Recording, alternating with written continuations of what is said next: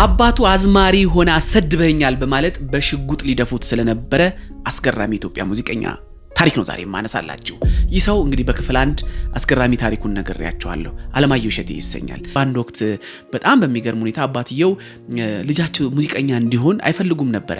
ያው እንደነገርኳችሁ ኢትዮ ፍራንሲስ ትምህርት ቤት አስተምረውታል። አረብኛ ትምህርት ቤት ሁሉ ገብቶ አረብኛ ያስፈልጋል ሲባል ሁሉ ዓለም አቀፍ ስኮለርስ አግኝቶ በጣም ጎበዝ እንዲሆንላቸው ይፈልጉ ስለነበረ ያልከፈሉት ዋጋ የለም። እሱ ግን ጥበብ ጠርታው ሙዚቃ ስለወደደችው ሙዚቃ ውስጥ ህይወቱን ጨመረ፣ ጠለቀ፣ ገባ፣ ዋኘ። በጣም የሚገርመው በዛ ህይወቱ ሲያሳልፍ አባትየው ሁሌ ይናደዱ ነበርና አንድ ቀን ብሶት መጣባቸው። አባትየው እጅግ በጣም በመናደድ ሽጉጣቸውን አቀባብለው ቀጥታ ሾላ ወደሚገኘው ልጃቸው ቤት ጉዞ ያደርጋሉ። ሊገሉት እንዴት አዝማሪ ሆኑ ዘራችን ያሰድባል በማለት ማለት ነው። በኋላም እቤት ታጥቀው ሲደርሱ አለማየሁ እሸቴ ቤት አልነበረም። ድንገት ግን በረንዳው ላይ ወይዘሮ አየሁ የአለማየሁ እሸቴ ባለቤት ነፍሰ ጡር ሆነው ቁጭ ብሎ ይመለከታል።